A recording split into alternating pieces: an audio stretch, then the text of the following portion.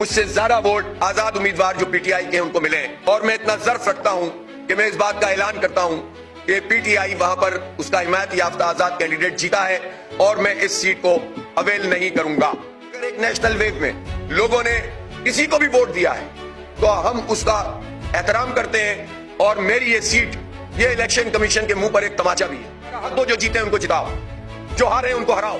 پی پی اور M Q M کی بندر بانٹ کر کے 7 سیٹیں پی پی کو دے دو، 15 جو ہے وہ ایم کیو ایم کو دے دو۔ یہ شہر ہے کہ کیا ہے؟ کسی کا دسترخوان ہے؟ اس شہر کے عوام کی توہین کرو۔ تو اگر پی ٹی آئی کے لوگ جیتے ہیں تو ہم اس کو قبول کرتے ہیں۔ پورے نظام کے اوپر کوئی پلٹ دیتا ہوں میں اپنی سیٹ کو، اور پورے پاکستان کے لیے مثال ہے یہ کہ باضمیر لوگ سامنے آئے۔ میں ایم کیو ایم کے بھی ان لوگوں سے کہتا ہوں، اگر اللہ تعالیٰ نے ان کو ہدایت دی اور ان کے اندر کوئی ضمیر جاگتا ہے تو وہ آئے سامنے قوم کے اور اعلانات کریں کہ ہم نہیں جیتے ہوئے۔ یہ کیا فراڈ پورے قوم کے ساتھ کیا جا رہا ہے؟ الیکشن کے نام پر 38 ارب روپے ضائع کر کے قوم کے، آپ کو اگر ہاتھ سے لکھے ہوئے رزلٹ دینے تھے تو یہ تماشا کرنے کی کیا ضرورت ہے؟ شرم نہیں آتی نون لیگ کو، نواز شریف کو، اور بلاول اور زرداری کو، اور ایم کیو ایم والوں کو تو میں کیا کہوں، جانتے ہی ہیں ان کو تو بہت ہی، ان کو بھی جانتے ہیں، ان کو بھی جانتے ہیں۔ شرم نہیں آتی اس جعلی مینڈیٹ کے ساتھ یہ اپنی اسپیچز کر رہے ہیں، پوری قوم پر مسلط ہو رہے ہیں۔ ڈوب مرنا چاہیے ان لوگوں کو۔